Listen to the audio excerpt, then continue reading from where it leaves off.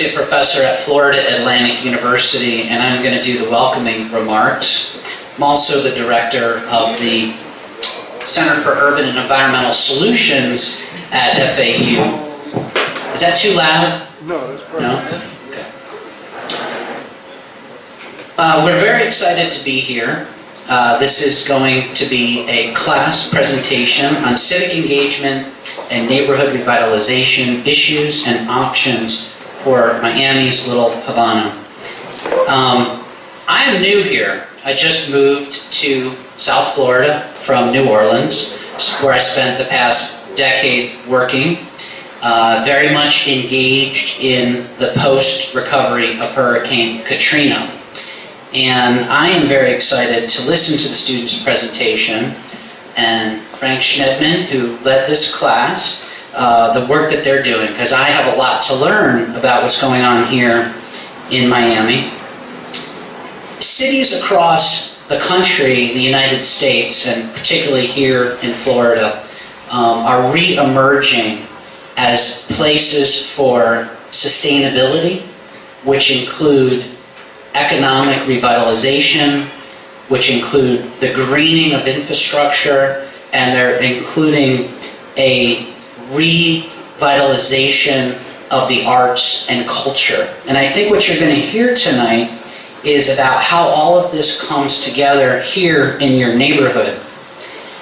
It's so important as a university that we can connect students who are the future leaders working in urban planning and public policy to work directly with neighborhood residents, businesses, and neighborhood stakeholders.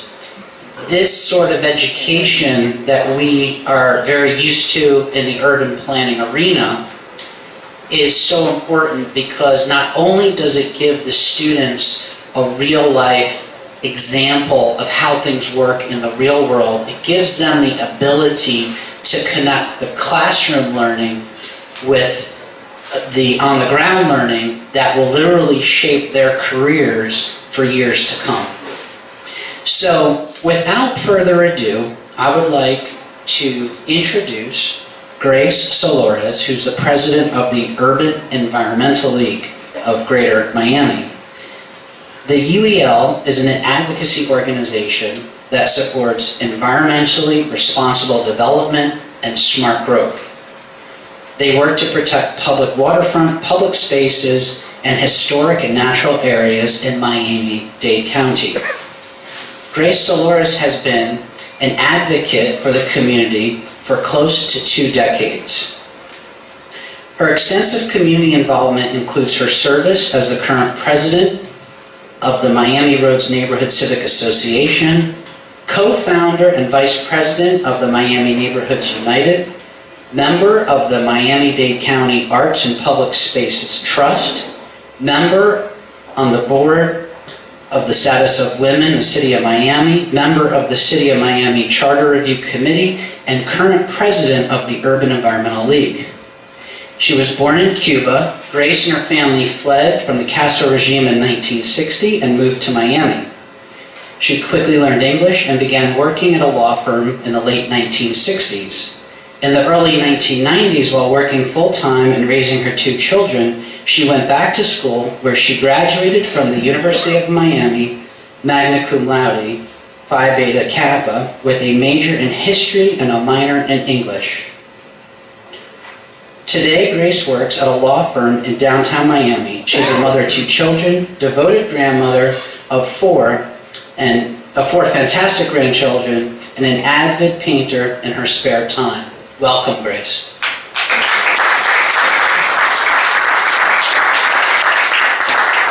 Thank you so much.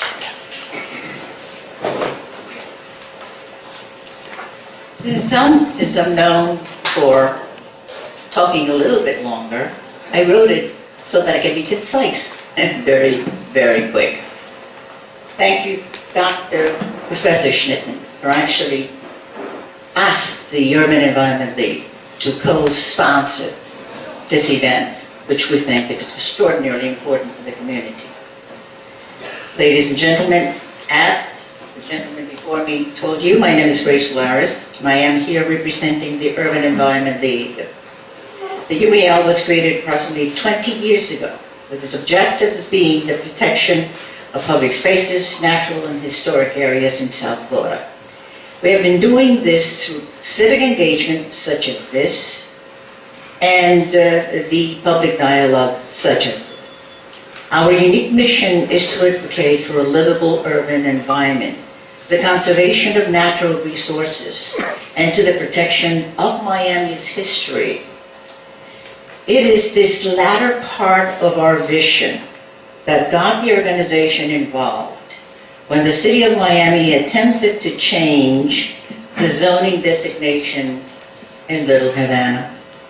Knowing full well that the city's proposed zoning change would mean displacement of thousands of residents of Little Havana, with the inevitable demolition of its historic structures so as to give way to modern, high-density and high-intensity buildings, we began collaborating with the residents and their representatives. We need to reinvigorate the ethics of urban planning, ladies and gentlemen, and code compliance, and enhance a sense of hope for urban folks who, no matter their wealth and status, deserve. We ask all of you to join the residents' efforts to stop any effort by the city to upzone the Little Havana. To that end, we have actually placed sign-in sheets in the back so we can keep you actually abreast of everything that goes on here in Little Havana.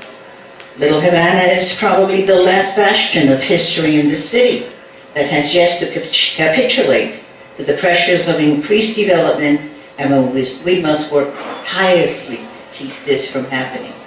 Our success, of course, not only depends on our ability to organize, as we're doing here today, but also in who we elect to represent the people's interests locally, and those are mayors and commissioners. It is in their hands that the protection of our quality of life and preservation of our history lies.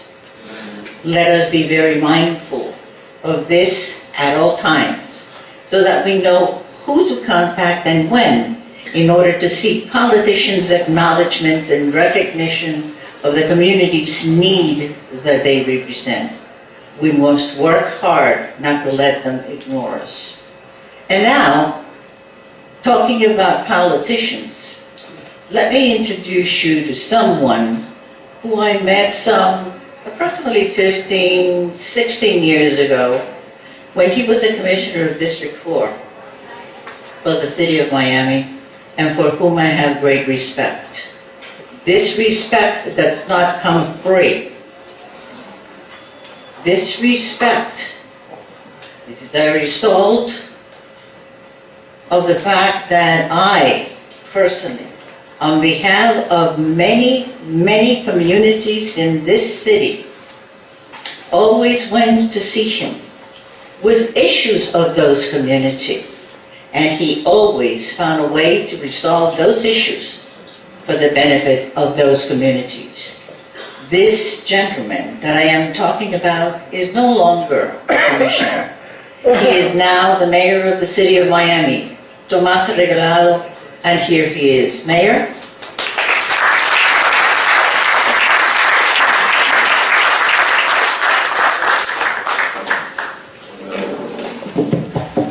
Thank you, Grace. It's nice when you have favorite people that introduce you or invite you. Frank Schnitzman is one of my heroes because we fought the good fight against the global agreement in 2007. Had we won, things would be different here in Miami-Dade County and the city of Miami.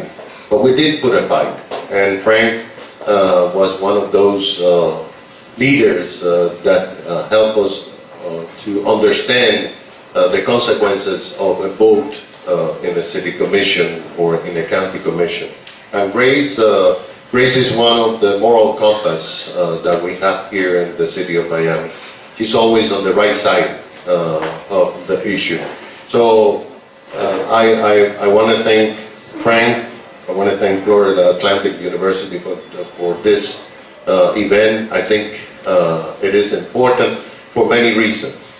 First, I'd like to recognize some of my colleagues, elected leaders, the former mayor of the city of Miami, Javier Suarez, County Commissioner, District 7, Commissioner Francis Suarez, Commissioner for District 4, and I know that we have Commissioner Frank Arroyo from District 3, and so I don't have my glasses, but I will. And we have also here our new commander for Little Havana, Jesus Ibalmea. Commander, stand up.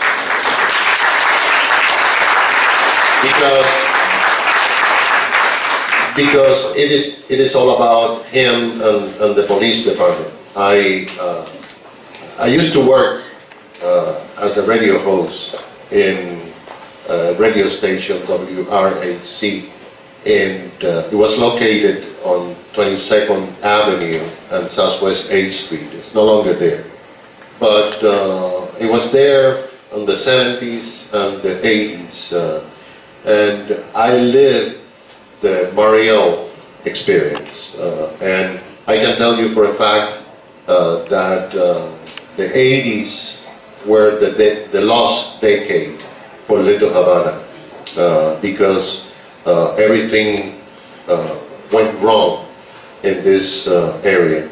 And then the 90s, and Little Havana became a place that people forgot, and that people were afraid to come.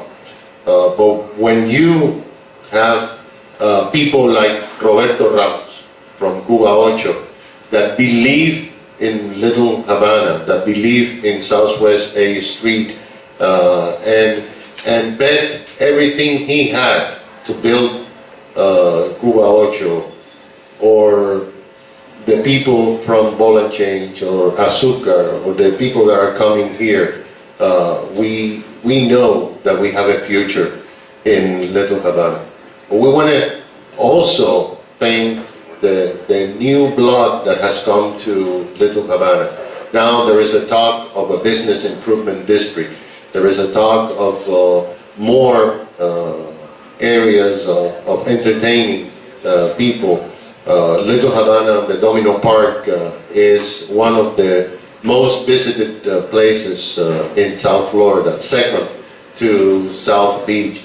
So the city that unfortunately for many years we didn't do much about Little Havana, now is not spending but investing in Calle Ocho and Little Havana now.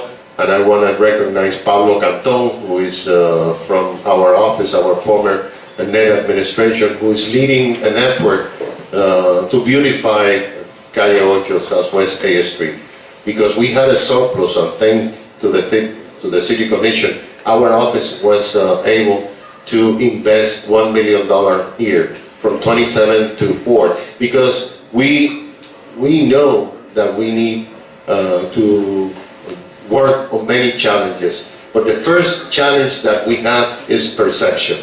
Perception that you don't want to go to Calle Ocho because there is a difficult people. You don't want to go to Calle Ocho because you may be in danger. So to fight that perception, to fight the perception of many, we are investing in new sidewalks, new planters with the art of the same artists from these galleries in Calle Ocho. We're going to be planting trees all around the corridor. We're going to do kind of a Lincoln Road here on 15th Avenue because now the spillover of the parties that we have here every single weekend goes on the streets and onto Calle Ocho. So there is a future. Now we have to address a lot of challenges, and we're doing that. And we want to thank Frank, your team, your class, because you have invested a lot of time in trying to help us understand what Little Havana needs. I will tell you that it is important to rescue Little Havana. It is important for many reasons. Number one, because the people here deserve a better quality of life, and the residents of the city of Miami deserve another place, another Wynwood, another design district, another downtown to walk and work and play and participate. But more important, because we cannot allow to some people to rewrite history. Here in Calle 8, in Southwest 8th Street, is where everything began in the 60s. Here, the people that came from Cuba, that had been taking off their families and the roots destroyed, came and started working, and the little business that they had here at the time were the one that brought more residents to the area, that brought the possibility of people doing more business. You probably see in TV many spots, especially during holidays, about El Dorado Furniture, which is one of the biggest and more successful businesses that we have here in South Florida. Well, guess what? They began right here as Casa Capó in Southwest 8th Street, selling to the newly arrived exiles chairs and little tables for their apartment. So we cannot allow the history to be forgotten, and we cannot allow the history to be rewritten, and not acknowledge those people that worked very hard, those people that just wanted a chance to be able to get the key to open the door to the American dream. And they worked from the morning to night, and they have been here, many of them for many years, and during difficult times. So now that everything is coming together, we have to remember those who were the trailblazers that gave us the possibility of welcoming the other nationalities that have come to this city, which is the most diverse city in the United States. So I know that we are running a little late. It is dangerous to give a mic to a journalist and a politician at the same time. So it takes a lot of time for me to realize that we have many good speakers. But I just want to thank you. And I just want to tell you that I know that I can speak for our commission. I know that you're going to be listening to your area commissioner who's working on a major project across the street of Domino Park, which will be beautiful. And I know that you will be listening to Commissioner Suarez, and I can tell you that the City of Miami, the Commission, the Mayor's Office, the administration is committed to do the right thing for Little Havana, to do the right thing because the people here deserve it, and because history deserves it too. Thank you.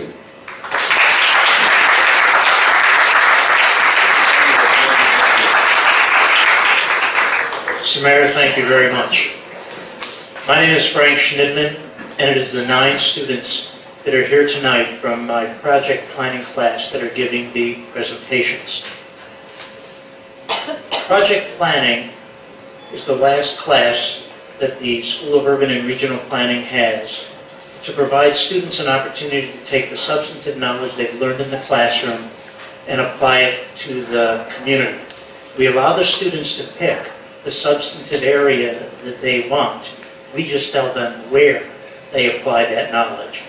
And because of the involvement in Little Havana for the last decade, we decided that it was about time that the efforts of the university and community engagement be applied to beyond just the areas surrounding Florida Atlantic University, Boca Raton, and Palm Beach County. Our strategic plan, Florida Atlantic University's strategic plan, is a major platform of community engagement. And the Faculty Senate Committee on Community Engagement charged the faculty, charged the students to actually become involved. And their directive to us on community engagement the charge reads as thus. The purpose of community engagement may be defined as the partnership of university knowledge and resources with those of the community to enrich scholarship, research, and creative activity, enhance curriculum, teaching and learning, prepare educated, engaged citizens, strengthen democratic values and civic responsibility, and address critical societal issues, and to contribute to the public good. As the mayor stated, Little Havana is important. Little Havana is in transition. And what Little Havana needs is information to help stakeholders and decision makers make better informed decisions. Before I turn it over to the students, I just wanted to introduce the chair of the School of Urban and Regional Planning, Steve Barassa, who is sitting in the front row. He is the leader of the band. I also want to introduce Roberto Ramos, who is in the projection booth right there. Roberto,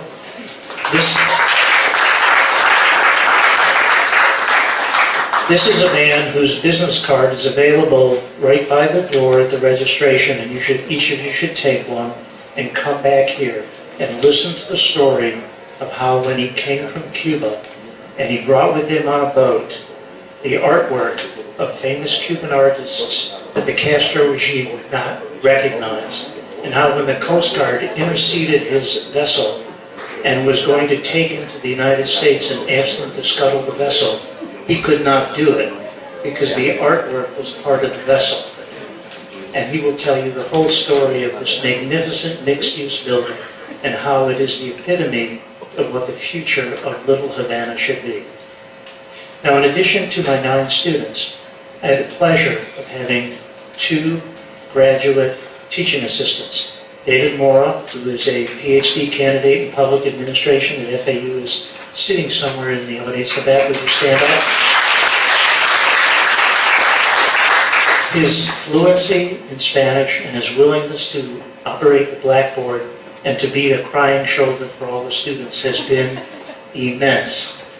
And then we had the wonderful opportunity of having the author of one of our textbooks, who is a PhD candidate at Florida International University in anthropology, Corinna Moitis, to assist us not only in providing the tours for the students, but in actually opening the doors to many of the people that our students needed to meet. If you would stand up.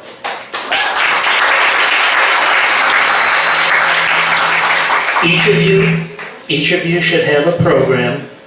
It lists the names of the 9 students who will be presenting.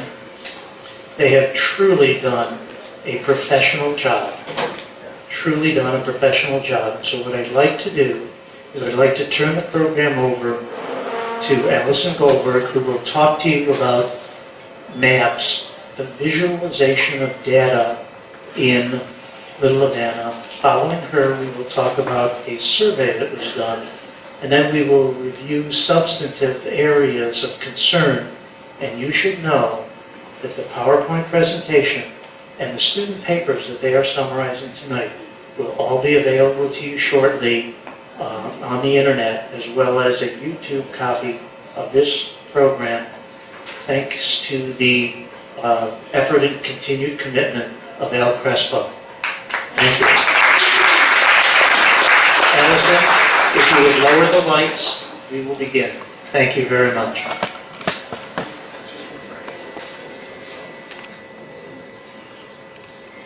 Good evening, everyone. My name is Allison Goldberg, and tonight I will be discussing visualizations for Little Havana.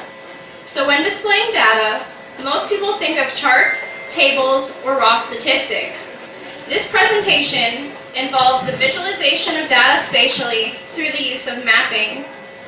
The purpose of my research is to provide visualizations of conditions to help make informed decisions and boost community engagement, to provide a framework for future research and synthesize results to gain a better understanding of what shapes the area. The analysis provides citizens, governmental officials, business owners, tourists, developers, and other stakeholders the opportunity to better understand present conditions surrounding the Little Havana neighborhood in terms of planning issues, infrastructural design, environmental conditions, the economy, and demographic breakdowns. Little Havana has undefined or abstract boundaries, so FAU decided to create 3 subsections: West Little Havana, shown in blue, Central Little Havana in purple, and East Little Havana in brown. These boundaries are delineated by the Dolphin Expressway and the Miami River to the north, I-95 to the east, 11th Street to the south, and 37th Avenue to the west. These boundaries were chosen to incorporate expert opinion, also because of demographic and physical similarities, especially in the northern portion of the boundaries, and to incorporate more stakeholders.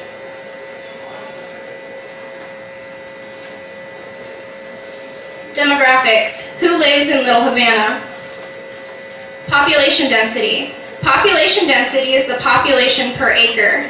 The areas in red are lower population densities, and the areas in dark blue represent higher population densities. So East and Central Little Havana have higher populations per acre than compared to West.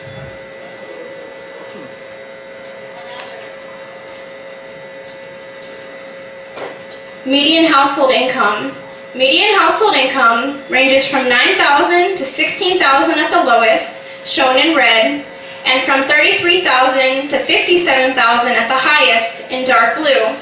Median household income is lower in East Little Havana than in West.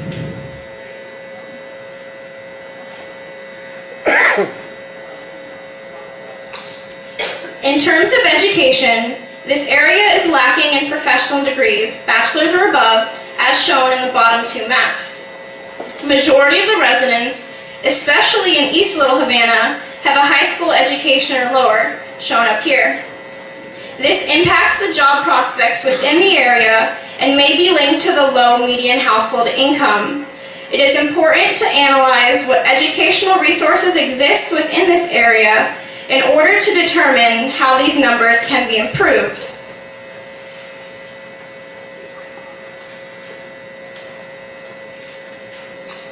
Percent ability to speak English for the population 5 years and over. The dark blue once again represents the highest percentages, so more people in Central and East Little Havana do not speak English very well. West Little Havana has a much higher English proficiency than in East or Central.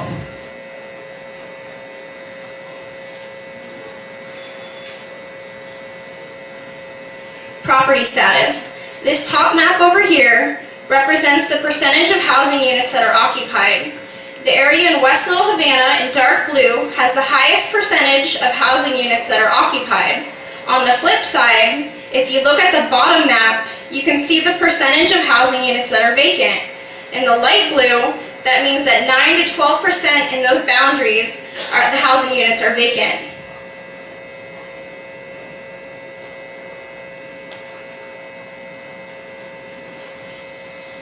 Percent of the population with income below poverty level.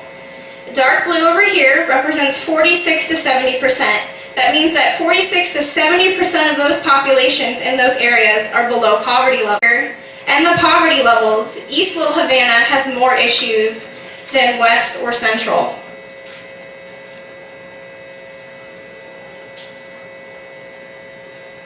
means of transportation to work. The largest transportation mode is the car, which is then followed by public transit. West Little Havana utilizes car transport the most, and this may be indicative of the residents' ability to afford an automobile. Biking and walking are not used very often, as shown in the large amounts of red in the bottom maps. There are no bike paths within the study area, and the amount of car accidents per year may contribute to public safety fears.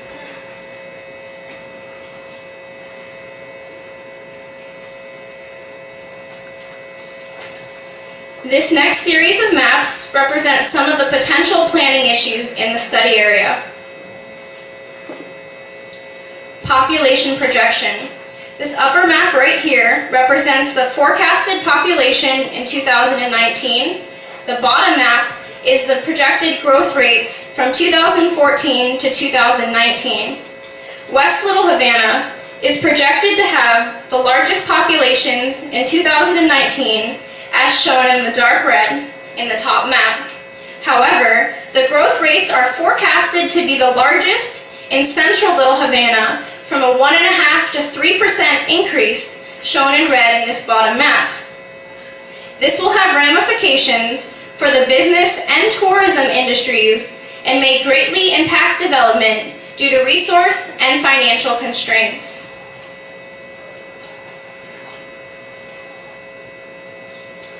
Property values.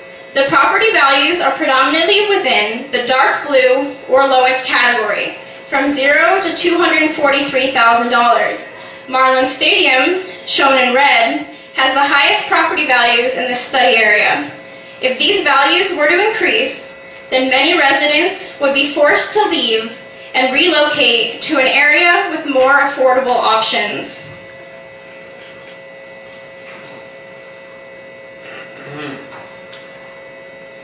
Businesses and facilities. The unemployment rates are darkest in red, from 12 to 18%. So unemployment is highest here and here. Employment numbers, most businesses are small, with less than 25 employees, and this is indicative of the many service sector jobs located within this study area.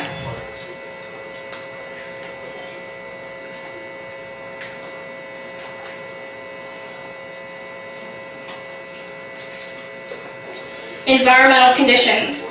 There are many contaminated sites in the Little Havana area, as shown in the purple circles. A large brownfield is within the east and central boundaries. According to the Environmental Protection Agency, a brownfield is a property, the expansion, redevelopment, or reuse of which may be complicated by the presence or potential presence of a hazardous substance, pollutant, or contaminant. The presence of this brownfield and the large amount of contaminated sites may cause environmental pollution issues later on. The lack of contamination monitoring could create more environmental degradation, which has ramifications for public health. The lack of vegetation, coupled with the low elevations, less than 5 feet, may cause more flooding.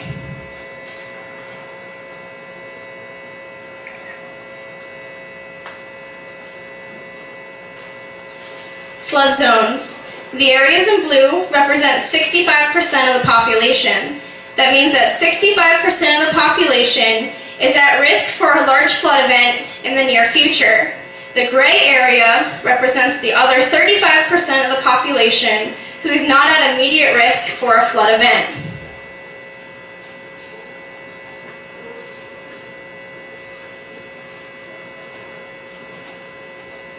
Transportation analysis.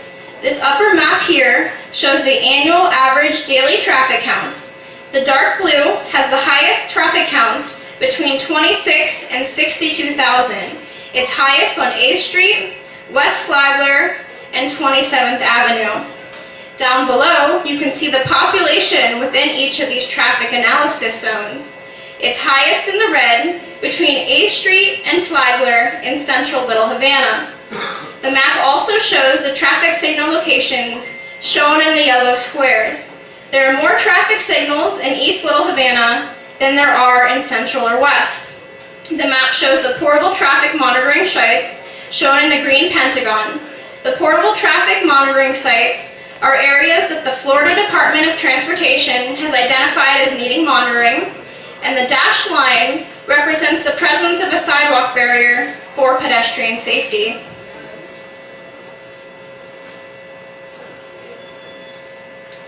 Vacant parcels and public spaces.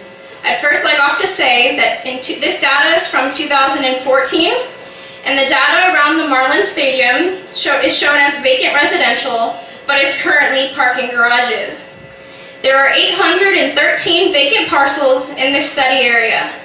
Of those vacant parcels, approximately half are residential and the other half commercial. 7% of all parcels in Little Havana are currently vacant.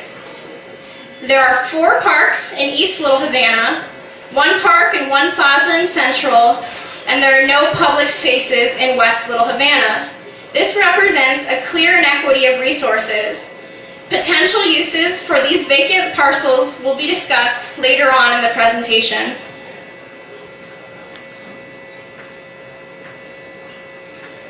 Code violations in Little Havana. In 2013, there were 2,326 code violations. Majority of those code violations were complied, which means people were in accordance with the City of Miami's demands. The map on the right shows the open code violations. There are 292. Majority of those open code violations were due to a failure to obtain a permit or because they were working without a permit.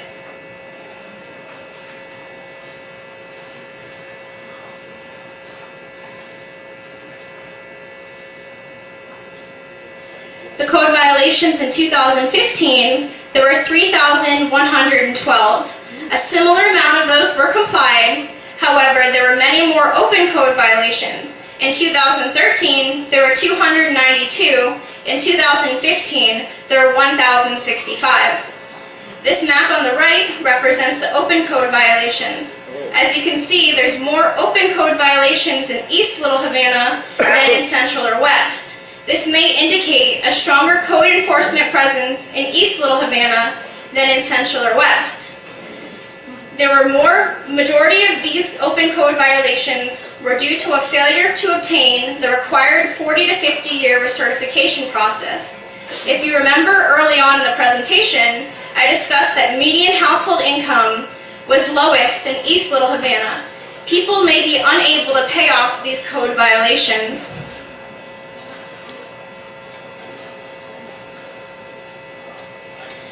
The lien information was received from the City of Miami's Code Enforcement Department a week ago and is expected to be analyzed over the summer.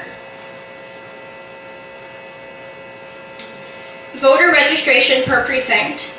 This map represents the precinct numbers, polling station locations, and registered voter percentages for the study area. The numbers are not completely accurate since some precinct boundaries include people that live inside and outside of Little Havana. For instance, if you look here at precinct number 575, you can see that some people live right within West Little Havana and some of the registered voters are right outside the boundaries. There were 42,000 registered voters.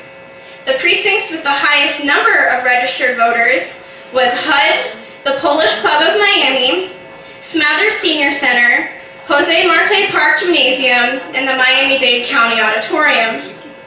This third column on the right is when you compare the number of registered voters to the total population in each precinct. Less than 3% in each precinct are registered to vote. Therefore, 36% of the total population within the precinct boundaries are registered to vote. Just because people are registered to vote does not mean they actually vote, and some may be unable to vote due to criminal records or citizenship status. This map basically indicates that there's low political clout in Little Havana. This next series of maps was from data provided by the City of Miami Police Department. Public safety analysis. The 2 orange circles represents the fire stations within the boundaries, and the green triangle represents the police station. The yellow is a 1-minute drive time distance, red is 3, blue is 5. This map is useful for determining how long it may take for the public safety officials, fire and police, to respond from the fire and police stations to an incident.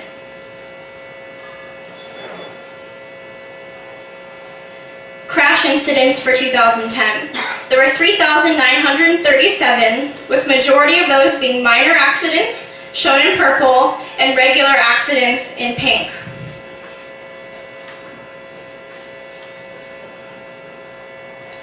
Hotspot analysis. A hotspot analysis is a significant statistical clustering of high values or a dense distribution of red dots. So there's a crash hotspot at West Flagler and Northwest 22nd Avenue, West Flagler and Northwest 17th, as well as one at West Flagler and Northwest 27th and Northwest 7th Street.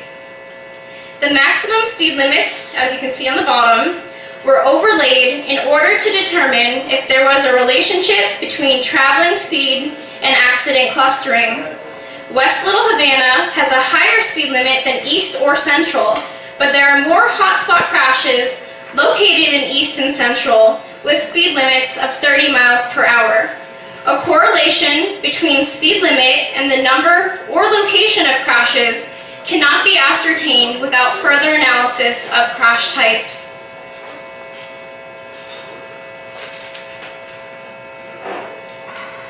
Crash incidents for 2015. There were slightly more with 4,164. Majority of those were minor accidents in purple and hit and run accidents in yellow.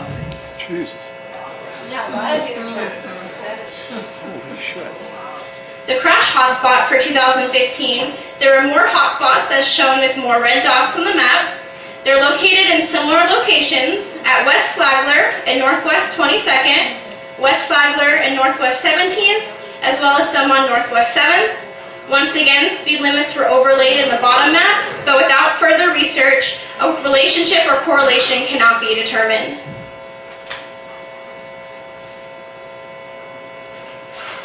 At this point of time, I'd like to thank the City of Miami Police Department, especially Officer Ramos, for their assistance and willingness to provide all the data for my analysis. Based off of Officer Ramos' suggestions, I decided to exclude the minor crime incidents and only include major crimes for 2010. In 2010, there were 10,065 major crime incidents. As you can see in this map, it's one dense distribution of dots. There really are no areas within the study area that have not been affected by some type of major crime. In 2010, the largest crime counts were alcohol-related incidents, larceny motor vehicle, burglary, and vandalism. In 2015, there were 9,038 major crimes. Majority of those were alcohol-related incidents, domestic violence, larceny motor vehicle, and narcotic-related incidents.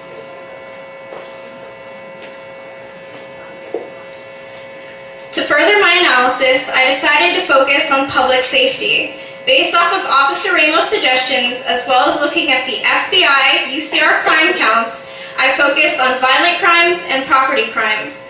Those include assaults, burglaries, rape, homicide, larceny, robbery, and sex offenses. From 2010 to 2015, these types of crimes fluctuated. For example, from 2014 to 2015, they decreased by 8%.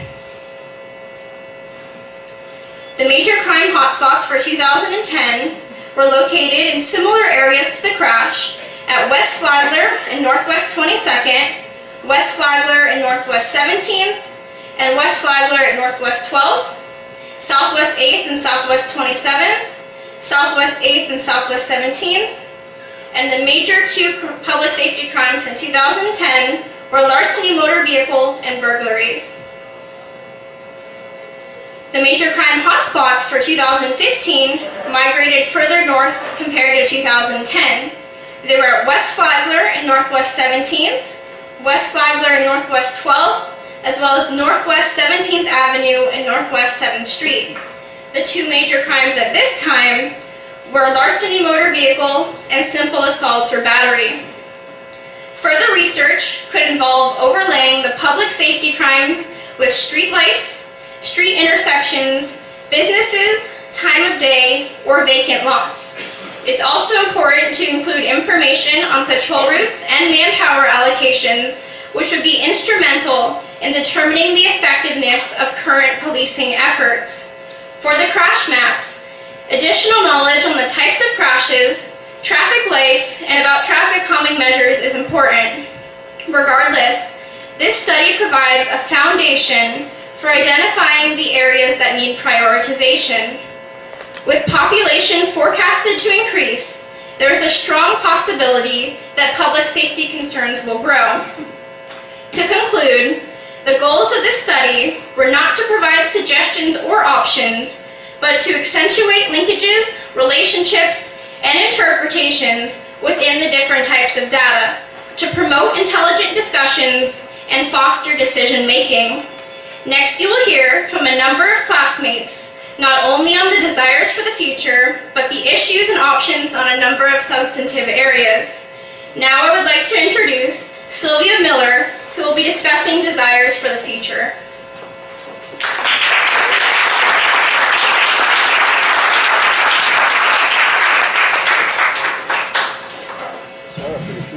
Good evening. My name is Sylvia, and I'll be presenting Desires for the Future, the information I gathered by conducting a survey of Little Havana residents. There has been so much happening and changing in Little Havana, and some significant news coverage about it. For instance, this article from the beginning of last year saying that people are concerned about the gentrification of Little Havana and that Miami considers a historic district for the neighborhood. Or this one, just about 4 months later, saying that history is in danger.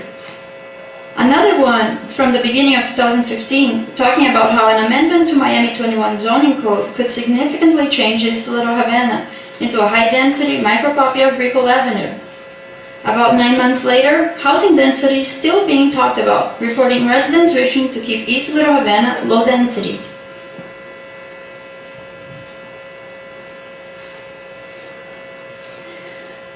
Looking at affordability, we see higher rent prices reported, which can and have been leading to gentrification.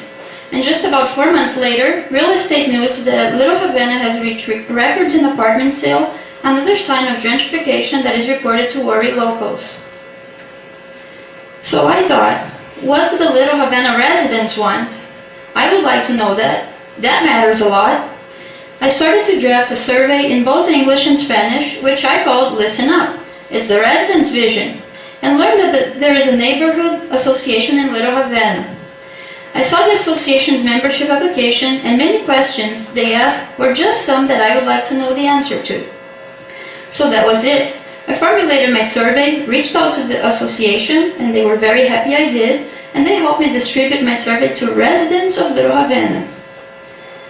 So the purpose of my survey is to learn about the residents of Little Havana, what they know and what they think about their neighborhood and the latest things happening to it. To indicate characteristics, opinions, attitudes, and experiences of Little Havana residents. And to provide Little Havana residents the opportunity to write anything about their neighborhood that they hope the city of Miami could know about. So let's get to the survey responses. On demographics, almost half of survey respondents are adults between 45 and 64 years of age. The amount of males and females that responded was quite balanced. 70% say they have lived in Little Havana for more than 10 years. The largest percentage say they moved in between 2000 and 2010, which leads me to believe most of those moved in the first half of that decade, since a large majority of respondents say they have lived here for more than 10 years. As we would expect, survey results show the first decade of Fidel Castro's Cuban Revolution, the 1960s, also a peak in move-ins in the area.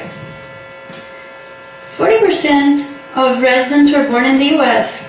Of those, the majority are Floridians, a couple came from New York and Virginia, a few are from Texas, and some from the northernmost states and states on the East Coast. 60% were born abroad, with a significantly large majority being from Cuba, followed by Nicaragua and Panama. Some also came from Puerto Rico, Honduras, Belize, Colombia, Spain, and Canada. More than half say their parents are immigrants to the United States. The largest percentage say they work in the field of education, legal, community service, arts, and media. The occupational group of management, business, and finance is the second most popular. 16% of survey respondents say they are unemployed or retired.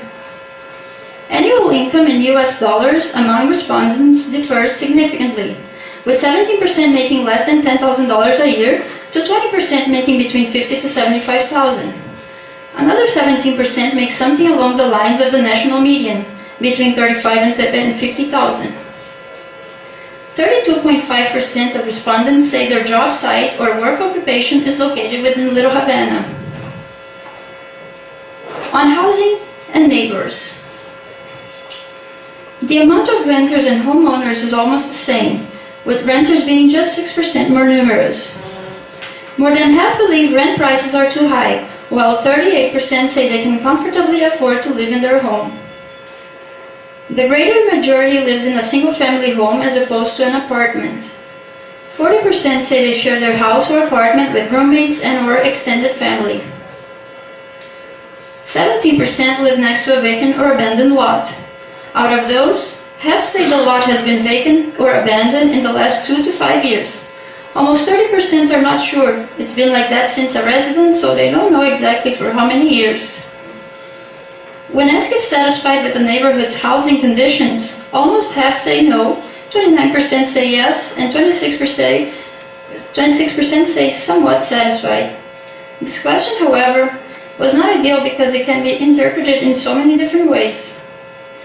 Over half say they would describe their relationship with their neighborhoods next door and across the street as being great, and 25% say they get together with their neighbors more than once a week. On mobility and safety. A vast majority uses their personal automobile to commute, followed by walking, carpooling, taking the bus, and using a motorcycle. 41% don't feel safe crossing the streets. 31% say some of the streets they do, but most they don't. The feelings of safety walking around anywhere in Little Havana varies. The largest percentage say they don't feel safe. The smallest percentage say they do, and half say it depends on the time of the day or the area within Little Havana. On Little Havana boundaries. These are the Little Havana boundaries our class defined. This was shown on the survey. We established 37th Avenue as being the westernmost boundary, 27th Avenue dividing west and central areas, and 12th Avenue dividing central and east Little Havana. I-95 and the Miami River are our easternmost boundaries, Dolphin Expressway the northernmost, and roughly 3 blocks south of Calle Ocho on 11th Street, our southernmost boundary. The biggest number of respondents say they live on the west side, but there are residents that responded from all areas, including some from none of these areas, but that consider the place they live to be Little Havana. When asked if they agree with the Little Havana boundaries shown on the map provided, almost 70% said yes, that's how we describe it. The 32.5% that say they would describe it differently suggested various other boundaries.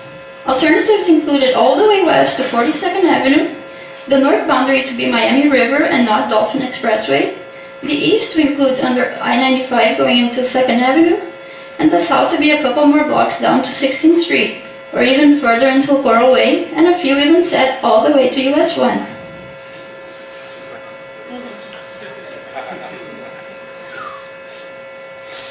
When given 6 intersections and asked which is the closest intersection to your house, the largest percentage said Southwest 8th Street and Northwest 12th Avenue, followed by Southwest 8th Street and Northwest 27th Avenue, and then Northwest 7th Street and Northwest 27th Avenue. The 3 intersections along West Flagler Street had fewer residents near. Now, on some of the residents' opinion. For the next 4 questions, residents were given 5 items and asked to rank them from 1 to 5, with 1 being the most.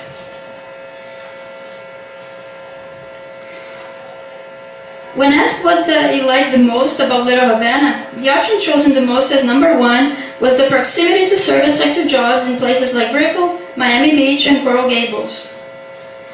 The ease of walking to small businesses, the walkability, was chosen as number 2.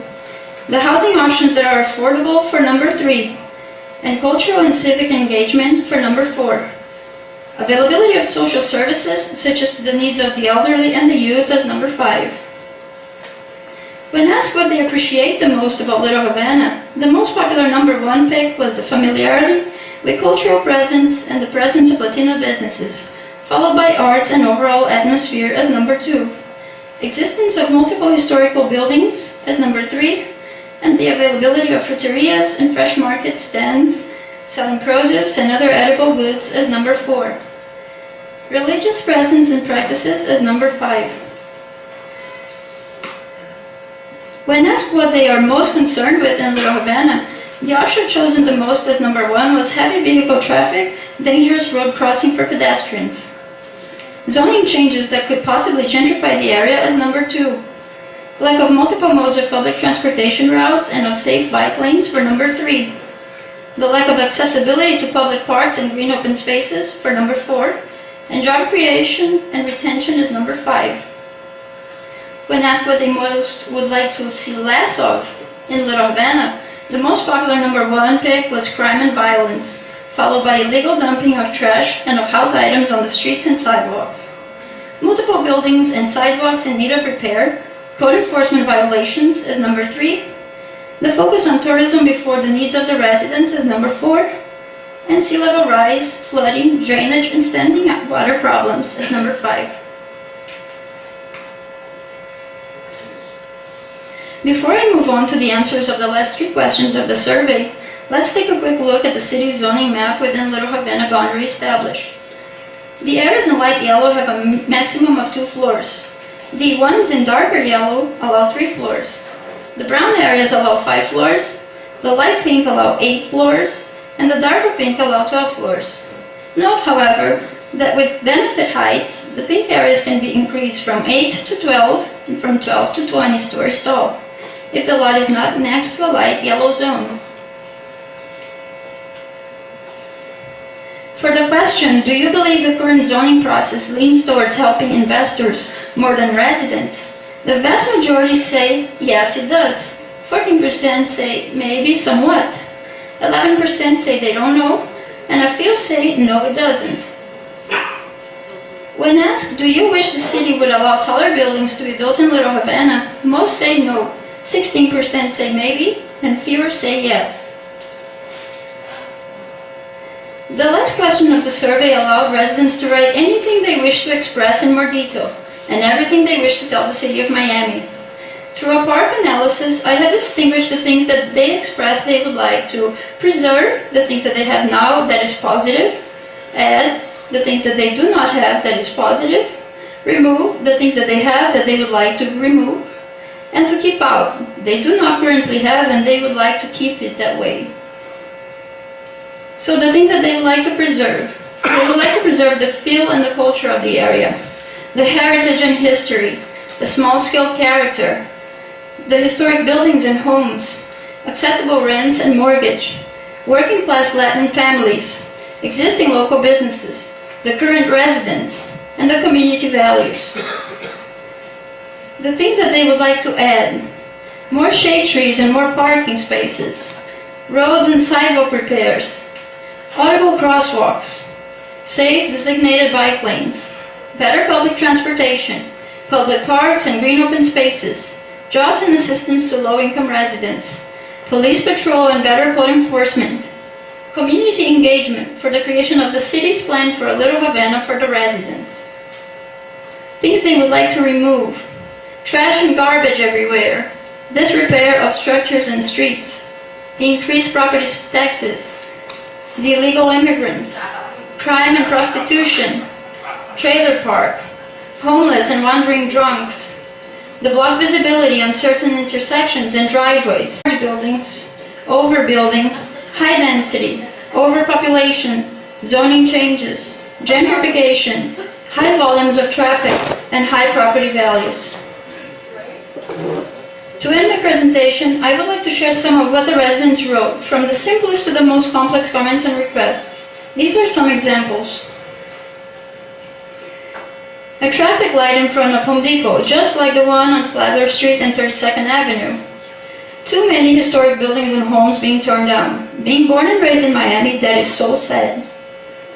It feels as it has been decided that the residents of Little Havana are of no value to the community, so they will be gentrified in any way. Hope this survey is used to fix this issue and start working on a Little Havana for the residents. We are not New York City or Chicago. We are a laid-back tropical community, and the city is trying to take that atmosphere away. Loss of culture for the sake of perceived progress will be our downfall. Thank you.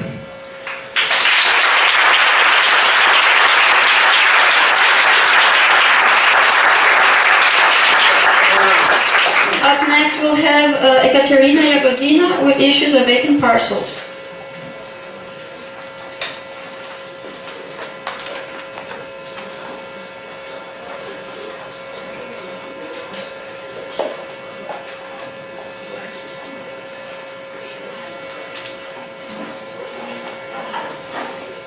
Good afternoon, everybody. My name is Ekaterina, and I would like to discuss a vacant land issue in Little Havana. East Little Havana is the area where the high-rise development is most likely to start to expand due to downtown Miami growth. Excessive number of vacant parcels of land within the residential neighborhoods and business corridors of East Little Havana is the potential location for the new development pushing from downtown Miami and Brickell.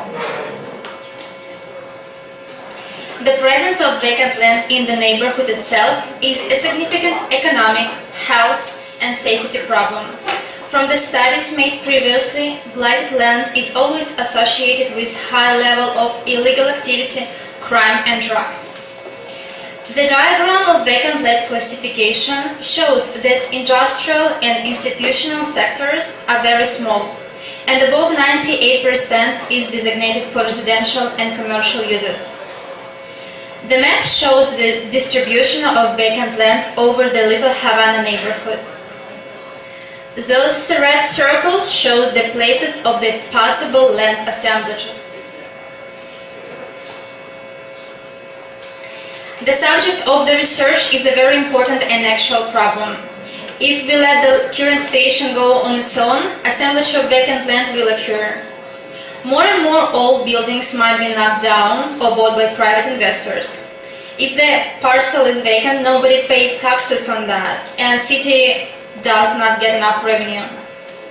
As the number of vacant parcels is increasing over the time, now it's roughly 10% of total land of East Little Havana, city would need to find the way to make that land more profitable.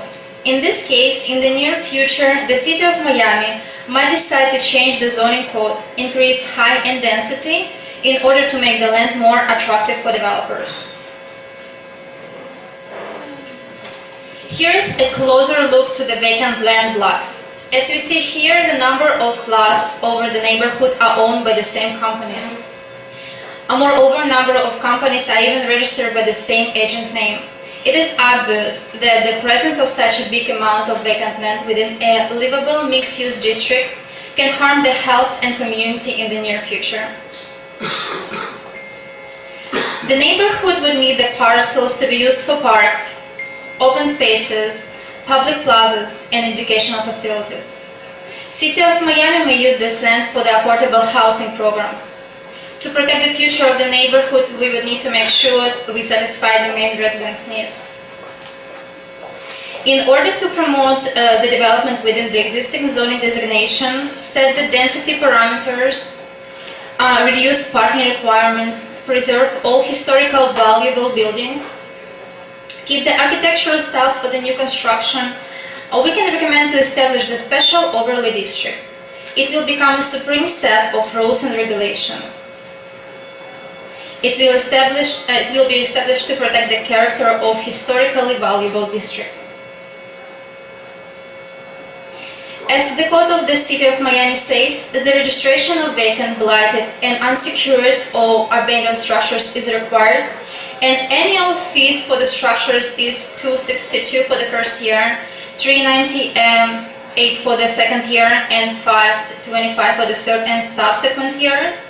The section of this code should be amended to include vacant parcels, and code compliance should be vigilant in making sure that property is properly maintained per code requirements. Thank you.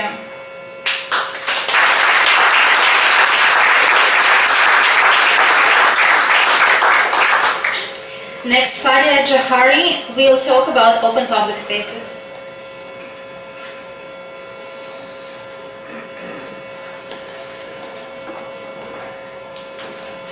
Hello, my name is Fadia and I will be discussing the possible options for Little Havana's open and public spaces. According to a report released by the UN Habitat's Global Urban Observatory's unit called Streets of Public Spaces and Drivers of Urban Prosperity, 15 to 20% of a city's land area should be allocated to leafy parks and landscaped plazas. Public spaces such as parks and plazas provide cities with economical, environmental, and health benefits. According to The Benefits of Parks, Why America Needs More City Parks and Open Space by Paul M. Scherer, the main social benefits of parks include reducing crime, increasing recreation opportunities, and creating stable neighborhoods with a strong community sense. In Little Havana, there are only 6 open public spaces. These are Riverside Park, Jose Marti Park, Plaza de la Cubanidad, Domino Park, Ernesto Lecuona Park, and Henderson Park. These areas make up approximately 7.9% of Little Havana. That is less than half of the estimated percentages calculated by the UN Habitat's Global Urban Observatory's unit. When placed on a map, all of the parks and plazas in Little Havana are located on the east region, leaving central and west Little Havana deprived of any public open spaces. If we zoom in a little closer to the East Little Havana region, we can see the small amount of land that these 6 parks make up in comparison to the rest of Little Havana. But fortunately, Little Havana has 813 vacant lots, some of which can be easily transformed in vibrant parks and plazas that can revitalize the Little Havana community. The question is, which of these vacant lots are more suitable for the transformation? In order to answer this question, I designed a set of parameters that would aid in the selection of the most suitable lots for transformation into a park or plaza. These parameters are size by acre according to the Miami 21 zoning code, accessibility looking at the walk, bike, and transit scores, and lastly, the proximity to the residences, which would be a half-a-mile distance. The Miami 21 zoning code is a form-based code guided by the tenets of the new urbanism and smart growth. Here is the section from the Miami 21 zoning code that deals with open public spaces, which they call civic spaces. According to this code, civic spaces should be at the ground level, landscaped or paved, open to the sky, and open to the public. These are all the possible types of civic spaces, and Little Havana is fortunate to have all the options fall within its area. The main civic space uses include parks, which are conservation areas with trails, meadows, woodland, sports fields, and open shelters. Green spaces, which are unstructured recreation and have lawn and trees. Squares, which are unstructured recreation and civic purposes and have pavement, lawn, and trees. And lastly, plazas, which are for civic purpose and program activities and have pavement and trees. While analyzing the area, we found out that most of the bus stop density is in East Little Havana, which might be one of the reasons why all the existing parks are located in that area. Finally, here is a map that depicts the most suitable areas for the recreation of parks and plazas. You can see that all these areas are within the east region of Little Havana, mainly due to the high bus accessibility of the area.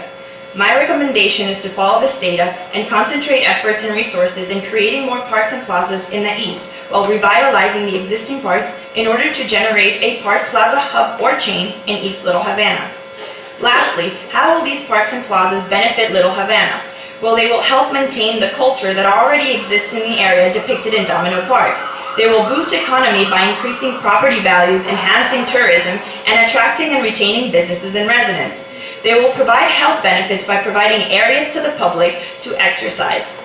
They will provide environmental benefits by increasing the trees in the area and therefore reducing air pollution. And finally, increasing the very dynamic human interaction that already exists in Little Havana by creating networks of relationships among the residents of this area, enabling a more functional and desirable society. Thank you.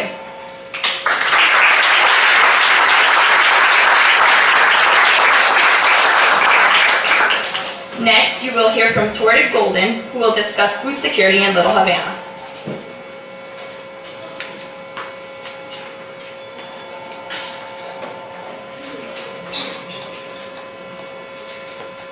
Good evening, my name is Tori Golden, and I will be discussing food security in Little Havana regarding the current conditions and potential options. The goal of my research is to increase the resilience and long-term food security of the Little Havana community. Some definitions for clarification include food security, which means having reliable access to a sufficient quantity of affordable, nutritious food. Key word is reliable, as security should be.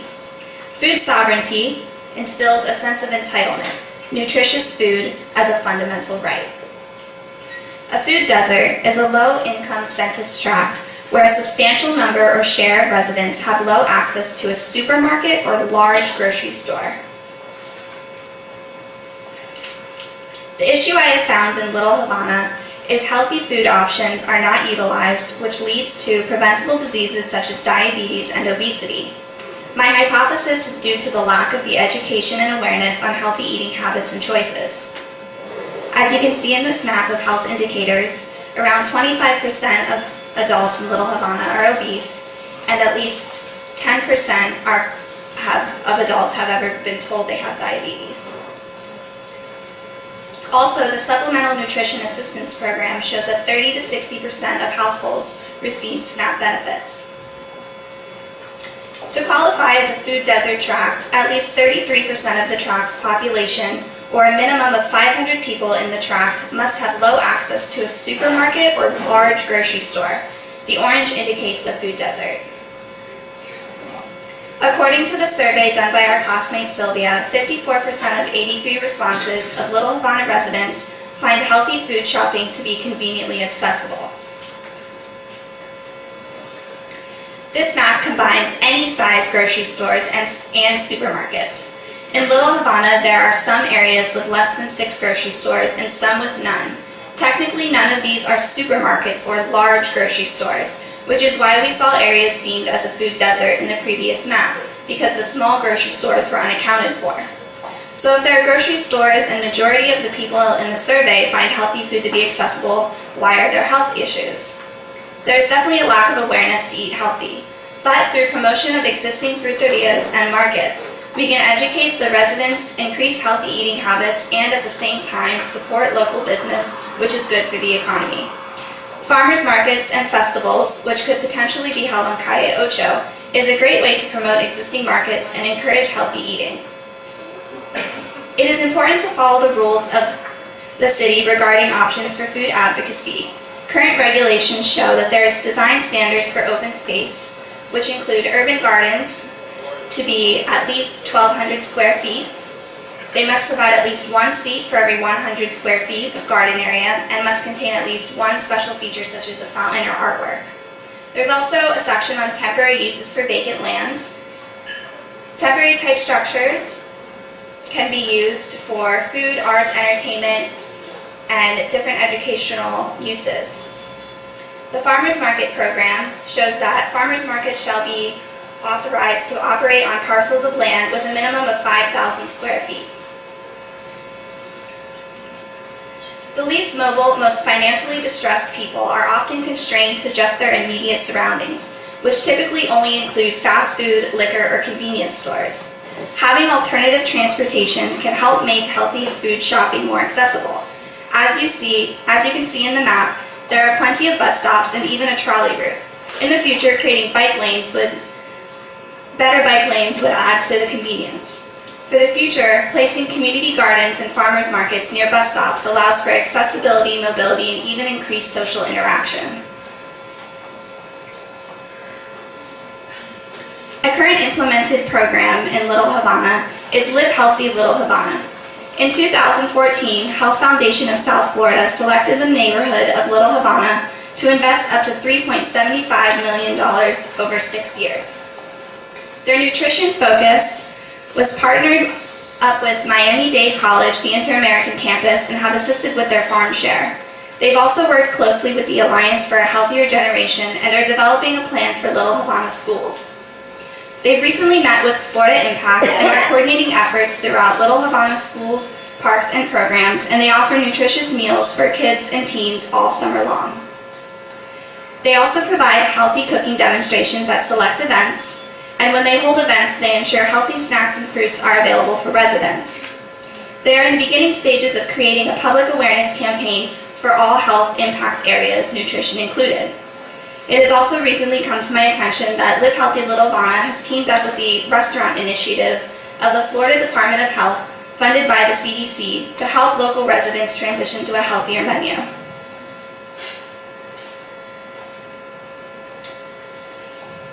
Some options for the future include community engagement and education. Through public outreach, we can increase awareness. Also, we can begin education programs to teach the community about the benefits of eating healthy. It is important to develop partnerships to promote current markets and fruiterias.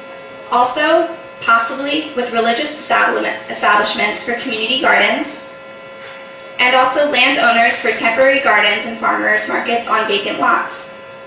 And then, of course, we should encourage political support. We should have routine maintenance of the zoning code to work with healthy food initiatives, and of course, the public health, safety, welfare. Thank you, and next up will be Brandon Conley.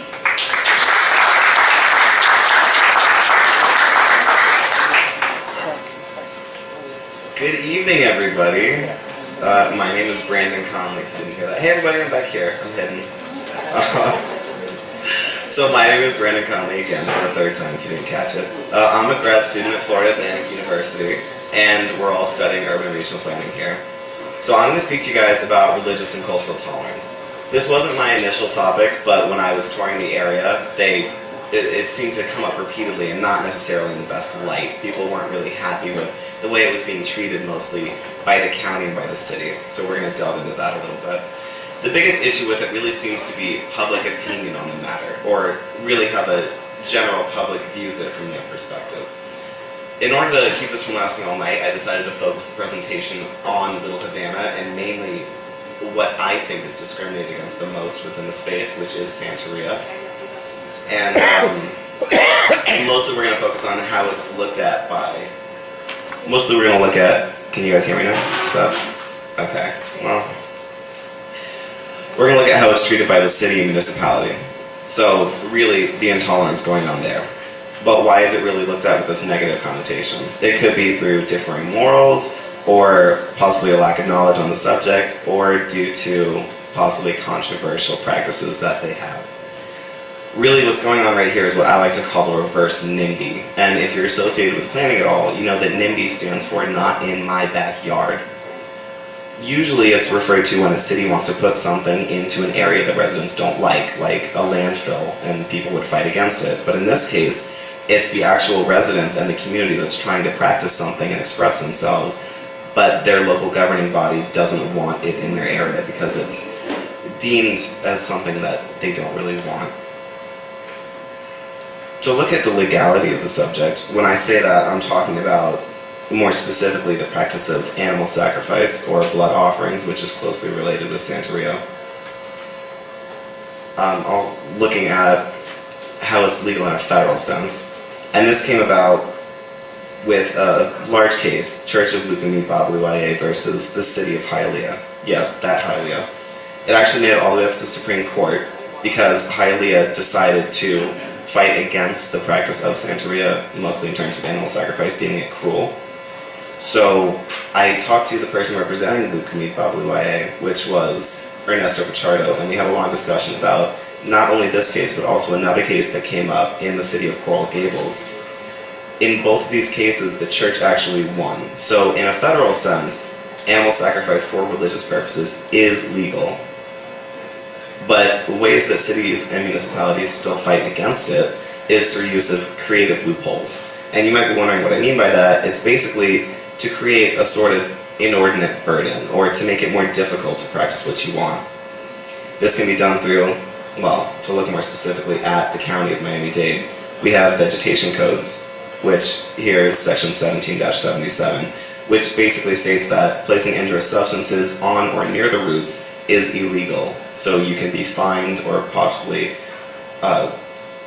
taken in for placing anything that could be dangerous near the roots, depending on who it is, which seems subjective since it's not necessarily stated outright what is dangerous. This is a ceiba tree that's actually right down the street from here that people leave offerings at all the time. Here's a photo of people leaving a plastic bag with fruits in it as an offering. Is that technically considered dangerous or hazardous to the roots? Is this animal offering considered dangerous or hazardous to the roots? It seems like something that's not necessarily set in stone and could be used to discriminate against people.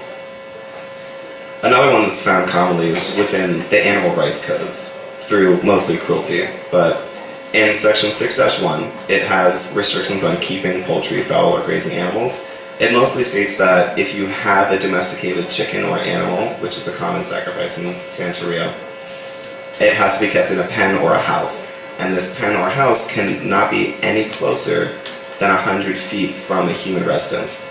And the area is built in Miami. I'm sure you guys are familiar with the houses in Little Havana. They're not a huge property, so I don't know if it's really possible to get a chicken coop 100 feet away and still be on your property. But they're also not allowed to roam free. Looking at exceptions to roaming free, in section 6-2, it talks about how the animals need to be watched by the owner or kept on a leash, and that does not include cats or dogs. So they're specifically targeting animals that might be considered like a chicken or a goat, something that could be considered a sacrifice. I've never seen a chicken leash, but... in section 6-5, it talks about straight up cruelty to animals, which is a little bit more blatant than the other ones. Here we have that within a city, it's not permitted at all to kill any domestic animal.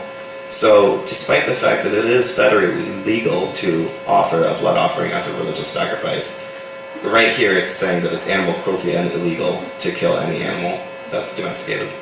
So, you can't keep it in a pen that's closer to 100 feet, you can't let it run free, and you can't kill it at all. So, you can't really do anything. Right here is a section from the Miami-Dade Police Handbook, and I have to commend Miami-Dade because we are literally the only state that has included a section since that court case with the city of Hialeah in order to reference the freedom of religion and animal sacrifices. And this statement right here, I'll quote directly from the page, says that handling, preparation, and ritual slaughter of livestock is not a crime, which is wonderful. That's great because it isn't a crime. But if you read a little bit further on, it goes on to some more iffy quotes.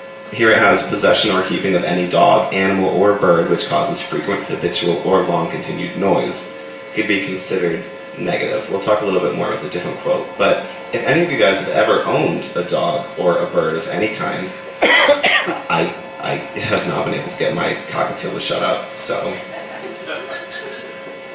Here it says, when an officer arrives on the scene and determines that an animal was killed or multiple animals were killed during a religious ritual, the following actions may be taken if probable cause exists. And then it goes on to talk about unnecessary loudness, animals, birds, attracting attention that's really unwarranted, loud music, shouting, parking violations, really anything that can be fined in order to discourage the behavior, because although they cannot incarcerate you for practicing the religious belief, they can try and discourage it as best as possible and to make it more difficult for you to do it. So they won't tell you to stop, but they'll give you a parking violation for it. How did other religions deal with issues that Santeria is going through right now? Well, if you guys are familiar with the Jewish religion, they did used to sacrifice animals or give blood offerings, but they don't anymore. Mostly it was the 13th tribe, or the tribe of Levi, that was responsible for the religious aspects of the Jewish faith and giving these blood offerings. But they were only allowed to do this in designated holy areas by the Lord. And the last designated area was the Holy Temple, where they could give these offerings. It no longer exists, it's not standing anymore. When it collapsed, they eventually built on top of it the Dome of the Rock, I'm sure some of you guys have heard of that, where it's a Muslim establishment, so the Jews no longer have the right to go in and sacrifice animals to the Lord, so they literally can't. What they've done, since they can't give blood offerings, is they found alternate means, through alternate offerings, through prayer, repentance, tzedakah, which is a form of charity, or a mitzvot, which is just good deeds. I believe that's Yiddish, if you're curious. Church of Latter-day Saints also went through some similar struggles. It's actually more commonly known as the Mormon Church, which is extremely popular in modern times, but they haven't always been. And although they're not necessarily endorsed by the Christian church, they are associated with it, or at least they like to associate themselves with it. But what they've done is experience huge growth through exposure. What they've done is they have a very large marketing scheme, or not scheme, that sounds negative, but a marketing practice where they've been able to get their name out there really strong through radio commercials, TV commercials, a very strong social media presence. If you Google the word Jesus Christ, the first response will be a Wikipedia article about who he is, and the next two will be links to lead you to Mormon homepages or Church of Latter-day Saints. They really did a great job of educating the public, because the more exposure you have, the more people see something, hear something, the less kind of afraid they are, the less unknown it is, so the more willing they are to accept it into their lives, or just accept that it exists and try and ignore it. They also did something that kind of broke away from the stigma, because if you notice, the word Mormon isn't usually associated with the best terms. It's kind of made fun of sometimes or associated with some negative connotations. But when they rebrand themselves as the Church of the Latter-day Saints, it sounds much more formal, and it doesn't have those negative stigmas that are associated with the word Mormon. So it helps to kind of disassociate themselves from any negative concepts. So what can Santeria do? What can Little Havana do in order to help with the acceptance of certain religions, not just Santeria? Well, they could always continue business as usual. They don't have to change anything, no one's going to force you to. They could voice their concerns to the city for change, because really it's not right and their constitutional rights are being oppressed. They said that they could allow the city to designate certain areas to offer these sacrifices or blood offerings, so that they weren't getting so many calls and complaints from nosy or upset neighbors. They could give alternate offerings. Many Orishas from the Santeria faith also accept possibly rum, cigars, money, fruit, several other offerings that could be given instead of a blood offering, or like the Jews did, through charity, good deeds, repentance, prayer. They could choose to educate the public or increase exposure, like the Mormons did, through TV, radio commercials, public events, getting out there and making themselves known and heard. They could establish some sort of regular cultural and arts festival on Hayocho. When I came here for a second tour, it was actually during Gay Ocho, and it was a completely different experience, because the streets were alive. There was music, there was art on the streets depicting religious artifacts. There were people playing their music really, really loud. It was actually, when I took the picture of those ducks in front of the tree, there was lots of different stuff going on. It seemed like a completely different space, because people were really embracing themselves and expressing what they felt. Or they could use some of the vacant open community lots within the space that we discussed earlier in order to keep animals 100 feet from a human residence. Really, I'm not sure if any of these or all of them together would be 100% solution, but it's really a good step in order to get more acceptance for them. Thank you.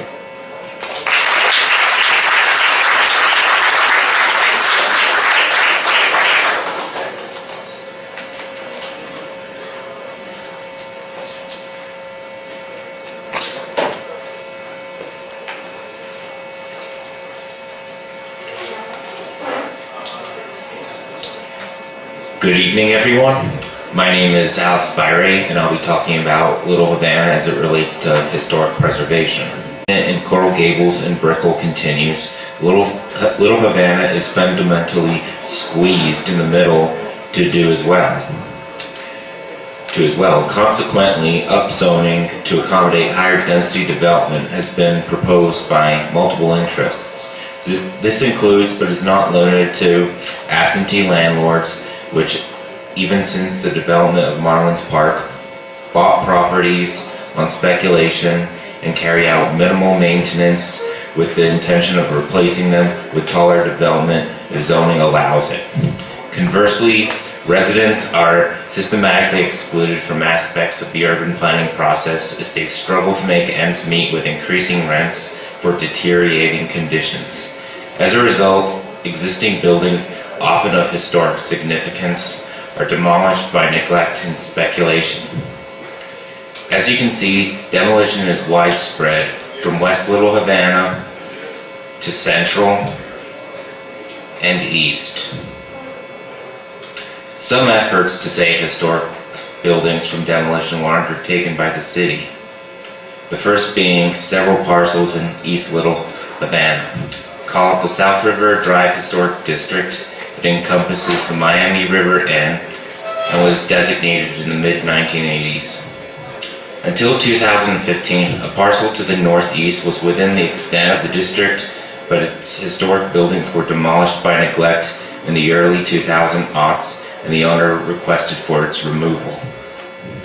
The city did also designate another portion of East Little Havana, the Riverview Historic District. As recently as last year, and per recommendation by the National Trust for Historic Preservation, most buildings within the district are contributing buildings, regardless of their architecture or age. Also, it should be noted, public hearing notices concerning the designation were only posted in English. Comprising of as much stakeholder involvement as possible, I lay out the following options to better preserve historic buildings. First, the city should further designate historic districts and individual buildings. Second, incentives to restore buildings rather than destroy should be offered. Lastly, a new development alternative should be used to facilitate redevelopment consistent with the historic character of the neighborhood. For my first option, the city should designate more historic districts delineated by subdivisions, location, and character. Existing districts should also be adjusted to accommodate adjacent, undesignated clusters. Where clusters aren't present, individual designation should be encouraged, along with a conservation district which can protect an individual property like the following. Also, for the purpose of this analysis, properties built before 1940 shall be deemed historic, but exceptions are certainly present. All these properties fulfill many criteria of the city's historic preservation ordinance. Contrary to common belief, historic preservation does not create gentrification. Property values may rise, but do so in proportion to the economic well-being of everyone. Also, designation does not limit the owner's freedom to do what they want with their property, as long as the historic features are retained. The following map indicates the prevalence of historic properties in Little Havana by decade.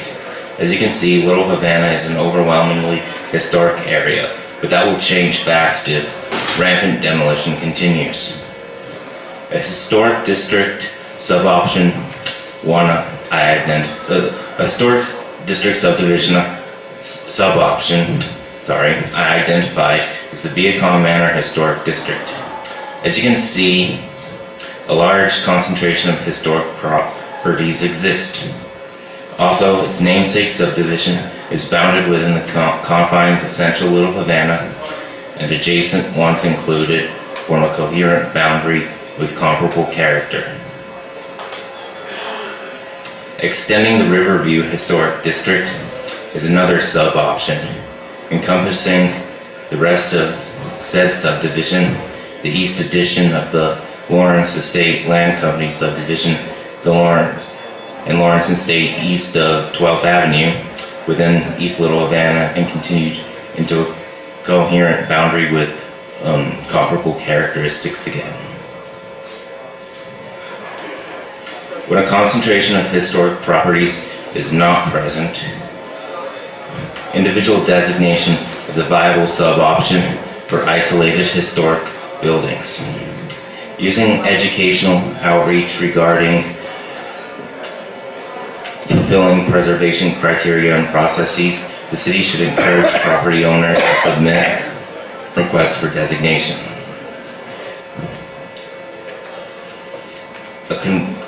As Katie previously mentioned also, a conservation district for all of Little Havana, taking on the form of overlay district, will allow some power of designation and can be flexible by area and separate from the policies of city historic districts and individually designated buildings already in place. So while designation adds a layer of protection by relaying any demolition to historic preservation review, it does little to protect from demolition by neglect. My second option concerns the preservation itself of historic buildings to reinforce their existence.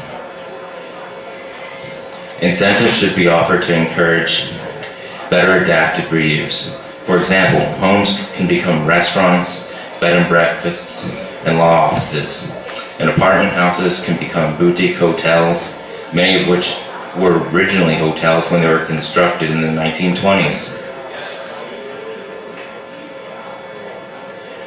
Furthermore, buildings can be relocated if necessary, and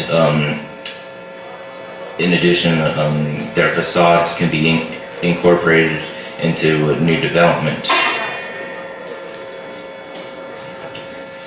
Furthermore, excessive regulation and barriers should be broken down because they inhibit the financial benefits of historic preservation. Restoration grants and transfer development rights, two policies which are prevalent in historic preservation, should also be used. My final option is for a new development alternative. In addition to historic building restoration in Little Havana, new buildings should also follow design guidelines.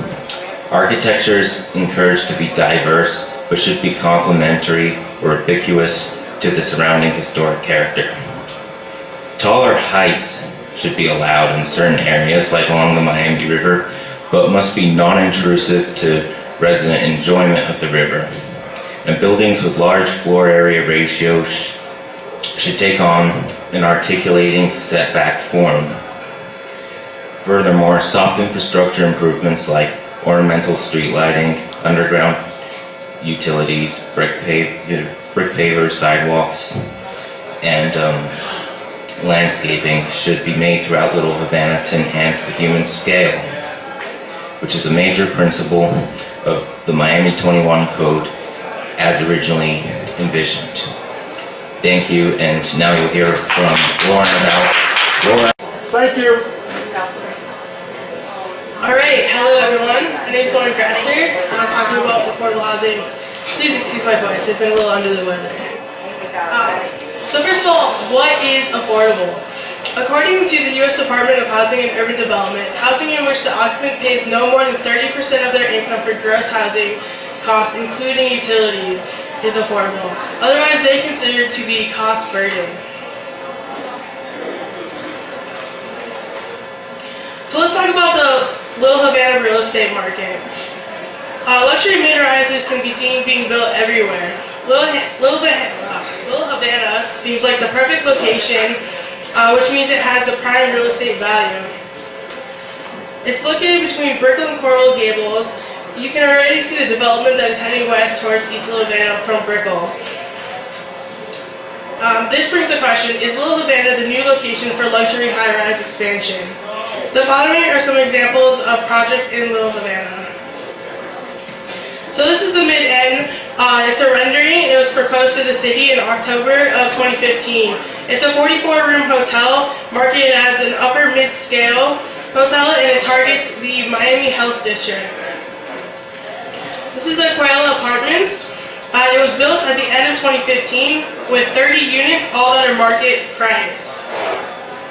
This is an unnamed proposal. It was proposed to the city in February of 2016. It has residential on top and a presidential supermarket on the bottom. The question here is, if all these projects are market price, where is all the affordable housing going? So let's look at the rents compared to the income.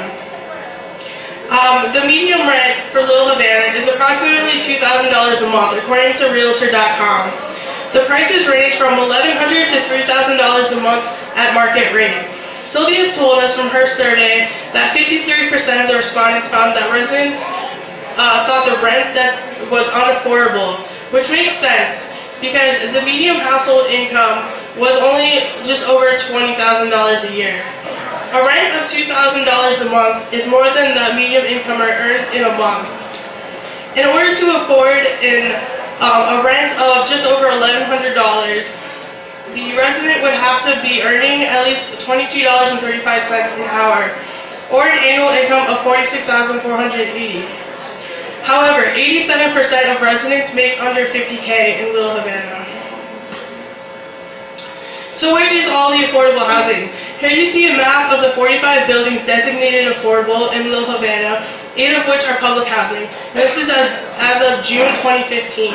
You can notice that they're clustered to the east, and as Allison mentioned in her portion in the very beginning, the majority of the impoverished people live in East Little Havana. In the neighborhood, there's almost 38,000 housing units, and 3,523 of them are considered affordable housing. And this is only 9.34% of the housing inventory of the entire neighborhood. However, this is 25% of the affordable units in all of Miami, which is a lot for one area. A lot of the subsidies for these units are going to expire soon, and if this happens, only 2,700 units are going to be left over by 2017 if no more are developed. This is not sustainable for a population of 91,000 people. And perhaps a promotion of affordable housing is needed in West Little Havana. So here's a chart of the expiration dates of the subsidies for these affordable units. Between the years 2012 and 2015, there are 583 units that had expired. And this year it's going to be an additional 146. Next year there's going to be 12, for an overall 741 units expiring by 2017. This is an alarming number as these units are desperately needed and will need to be replenished.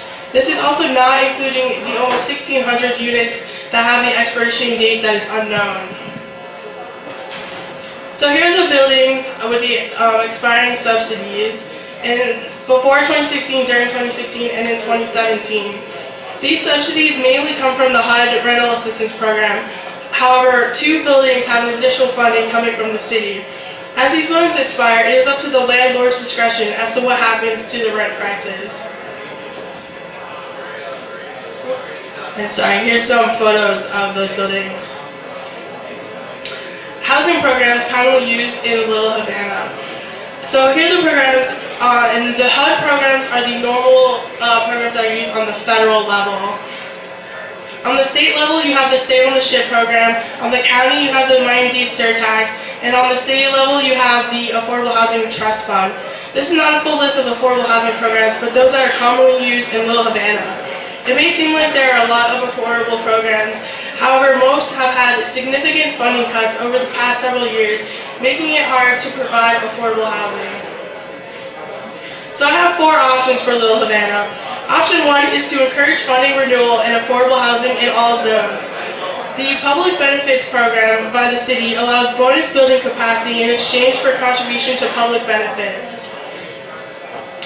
In order to receive benefits for affordable housing, the developer must provide on-site affordable housing, off-site affordable housing, or a cash contribution to the Housing Trust Fund. However, there are no incentives for renewal of the current affordable units, and this should be changed. The catch of for the incentives is that it only applies to the T6 zone in Miami 21. It is also not available if the T6 zone abuts a T3 zone.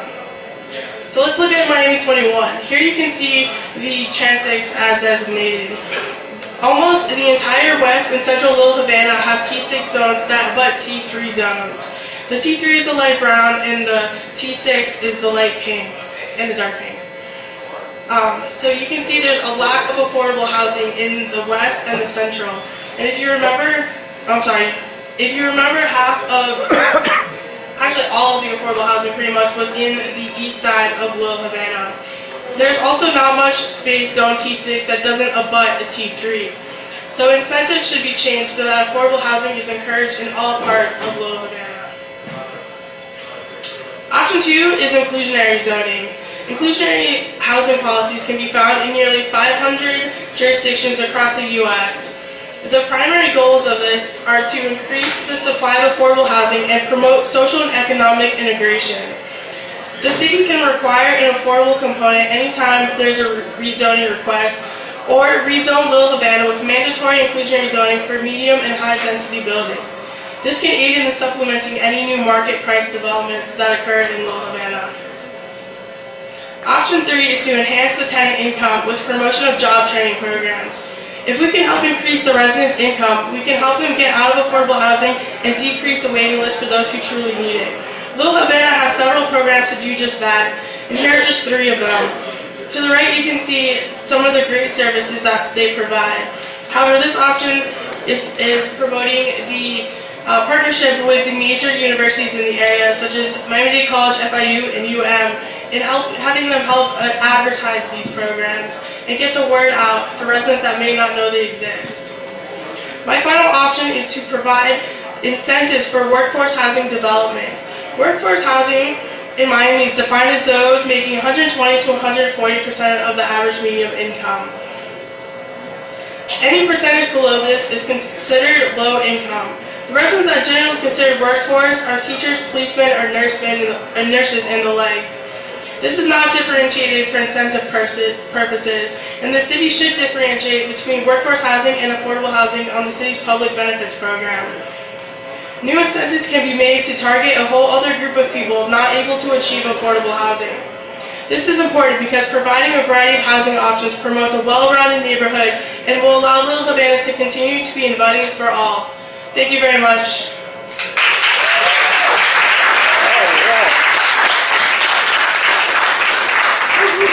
Up next is Kent with Economic Development.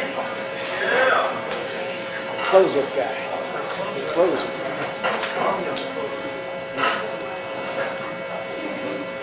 Hello, my name is Ken Gualia, and I will conclude tonight's presentations, and I will discuss economic development. Tonight I will be going over guiding principles for Little Havana.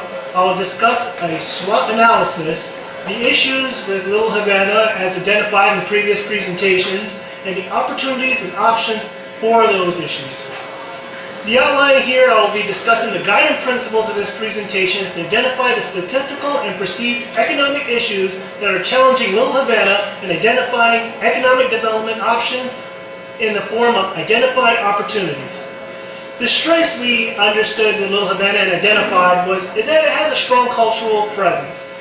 It has many historic structures. It's been identified in the city of Miami as one of the affordable areas, and we all know that Southwest 8th Street, Calle Ocho, is one of the top tourist attractions in Miami, and it's attractive to local, and it also has a lot of local businesses. Some of the weaknesses in Little Havana is that it does have blighted properties, it does have some vacant properties, lack of adequate parking, high crime rate, there's some language barriers, and lack of street trees. What's threatening Little Havana right now? Some of the people have perceived gentrification, gangs, litter, graffiti, and there's some undesired uses. Some of the opportunities, which I'll discuss further in this presentation, Little Havana is adaptive reuse, capital improvement projects, workforce training and education, and increase the empowerment enterprise zone boundaries.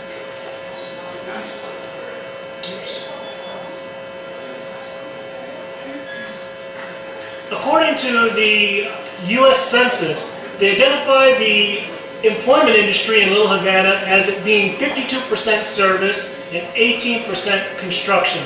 According to the U.S. Bureau of Labor and Statistics, the service industry, which is 52% composition of Little Havana residents as a job, is usually one of the lower income industries available. The construction industry, which occupies the second highest majority, is usually identified as one of the more unstable jobs. Even though it is high paying, it goes with the market conditions. Whenever a project finishes, some people may be unemployed till the next project begins. Business and facilities. We identified that, according to the ESRI data, that the unemployment level average in Little Havana is 6.4%. But what you will realize on this map is around some of your highly visible areas, such as Calle Ocho and by Marlins Park, you'll notice that the unemployment rate is higher, ranging up to 18% in these areas. So these are your highly visible areas which people are seeing the higher unemployment. Some of the statistical findings that we found was the majority of Little Havana from years 2000, 2010, 2015, and 2020, a majority of people, upwards of 75% rent versus owning a house. The median household level in 2015 is currently at $20,181 for the median income. That goes up about 8% in 2020 to $21,804. This is still considerably lower compared to Miami, the rest of the city, and the state of Florida. The median household income in Little Havana is about 52% less than the rest of the city and about 134% less than the state of Florida. You can realize here in this map that the majority of the population is below the poverty level. What we've identified was approximately 75% of Little Havana is between 15 to 46% lower in the poverty level. And what we identified too as well, that the population is increasing. In the year 2000, between 2000 and 2020, the population increases about 3 to 4% every 5 to 10 years. What we've identified in previous presentations, that the housing market, we have identified that the majority of people rent versus own. Once you have the population increasing, you got to find places for these people to rent. So I'll discuss that in further opportunities in this presentation. So opportunities for Little Havana. We went over about 8 presentations today. I'm going to identify economic opportunities for each one. So I'll discuss the strategies for visualizing Little Havana, desires for the future, vacant land issues, open and public spaces, food security, religious and cultural partnerships, historic preservation, and affordable housing. And what I'll discuss is my favorite, crime prevention through environmental design. So visualizing, when we visualize the maps, we raised a couple economic questions. We know we got to raise per capita income.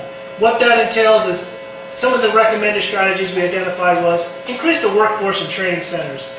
Try and find options for free education, maybe creating a collaboration with the Miami-Dade College Inter-American campus that's located here in the neighborhood. Expand the empowerment zone and expand the enterprise zone. Doing both of those would create jobs and attract businesses to come and set up shop here in Little Havana.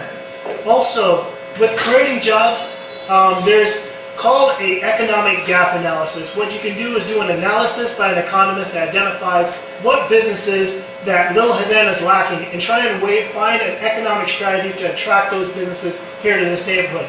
That will further attract the demand of businesses to the area, improve the industry diversity here in the city and in this neighborhood, and also create jobs and raise per capita income because you're raising industry diversity, bringing in more higher paying jobs. So the benefits of increasing the empowerment zone include tax exemption for businesses, IRS deductions, businesses are able to receive business tax credits when borrowing money, a revolving loan fund for business loans, also a welfare to workfare credit, also when they get tax credits for hiring people that have been unemployed the longest. And also, if they were to go ahead and develop on a brownfield, they can get brownfield tax credits too as well.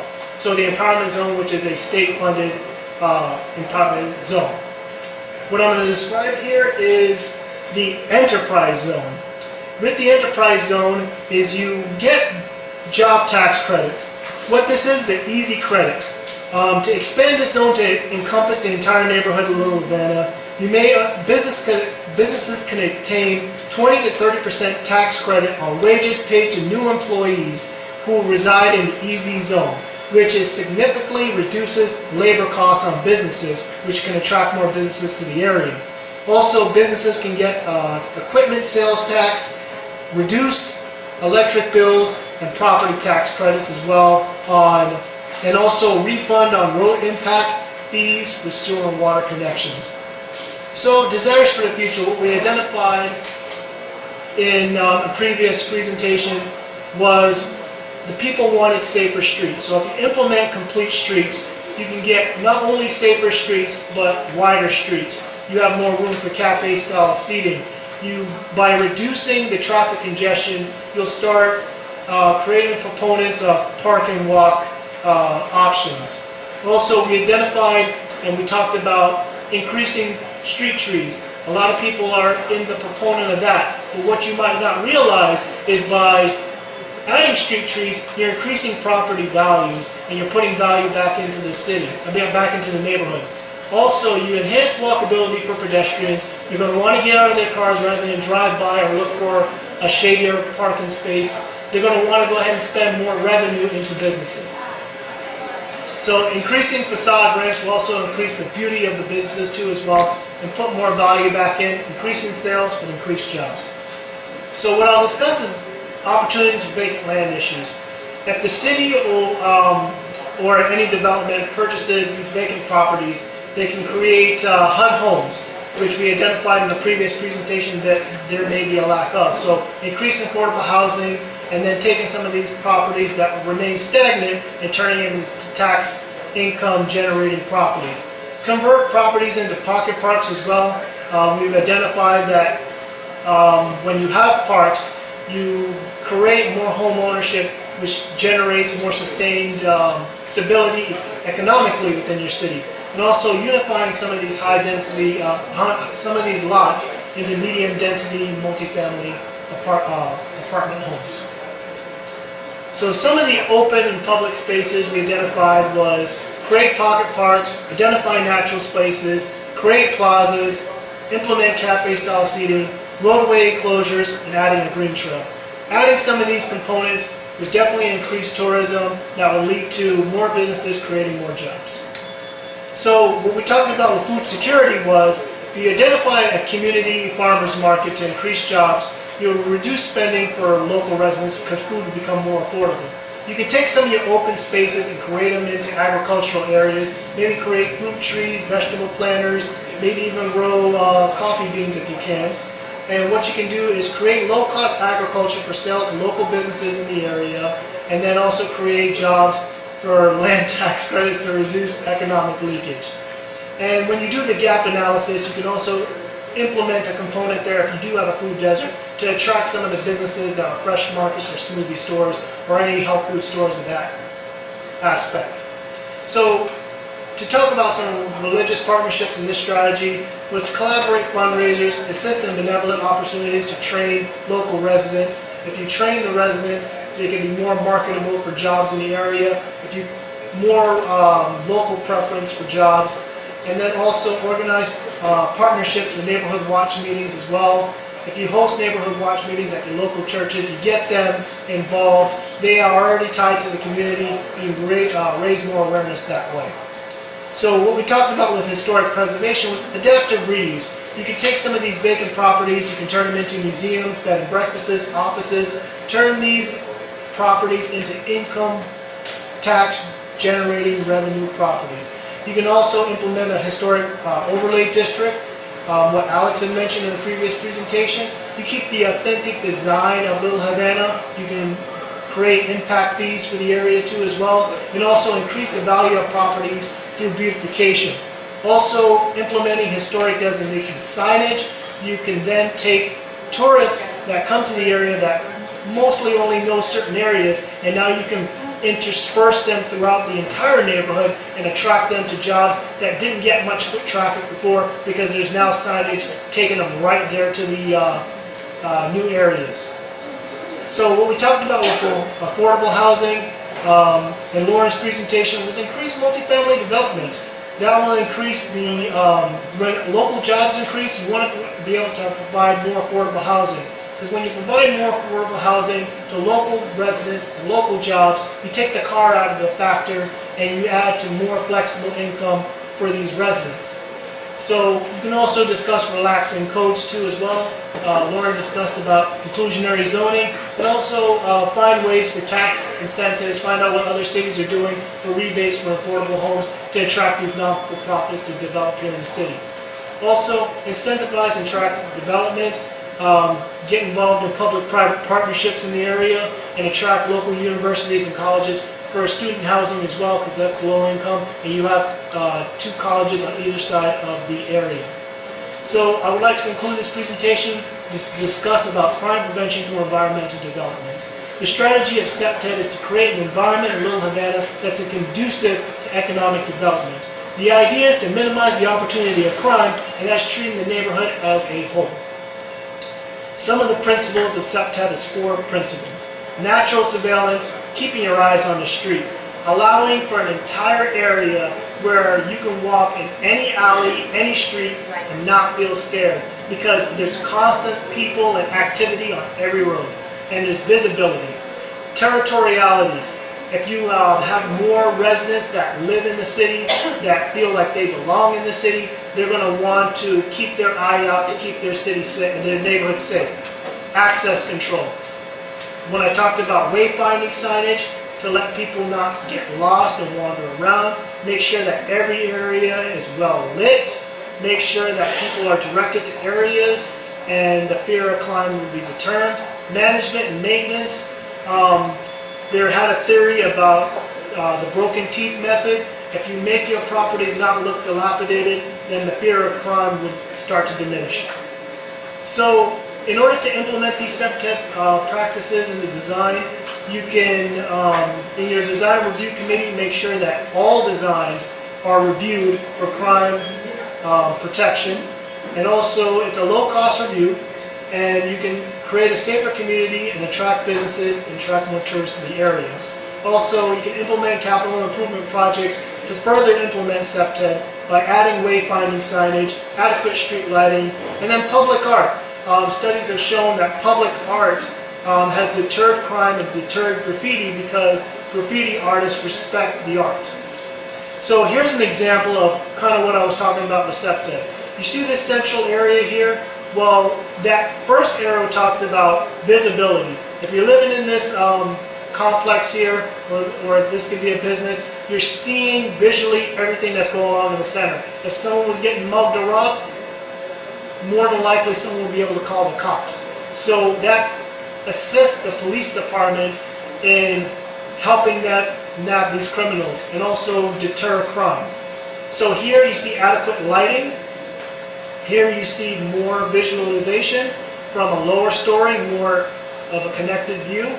You see people here on to the right, cafe style seating, also more people being visually looking. And then all of a sudden you see this green space here too as well, so it makes it attractive for people to want to sit, linger, talk, have coffee, and then you see people sitting down and talking. So I want to conclude this presentation today. This was the boundary here of our study area. We want to thank you all for coming. As we mentioned, an overview of our paper and presentations will be made available to the public online momentarily. And I want to turn this over to Karina. Thank you.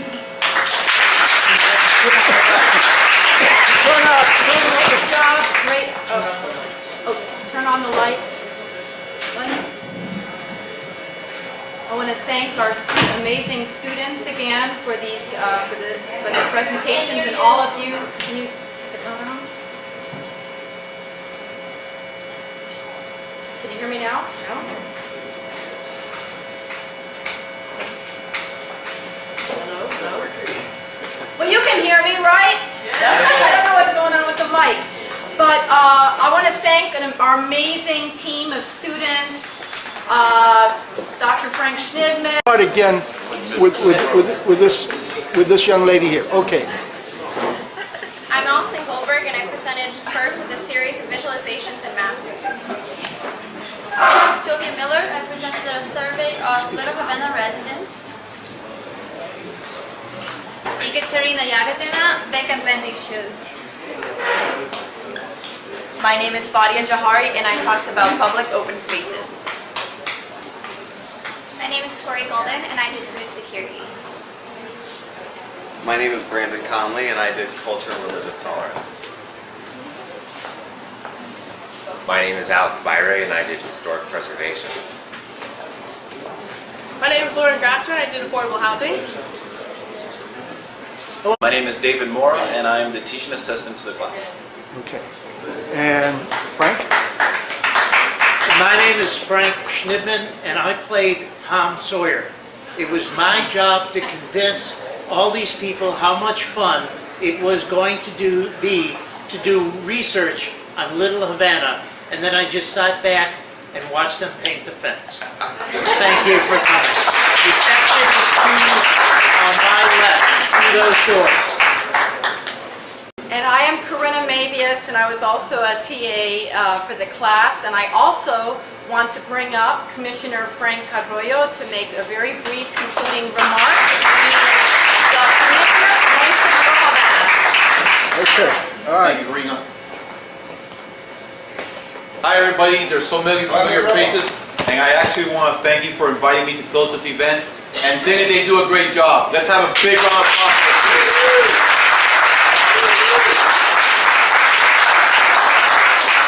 They really did a great job. They brought so much information in their research, and we're all going to have plenty of time to review it. So once again, thank you for allowing me to close this event. And once again, a big round of applause for the students.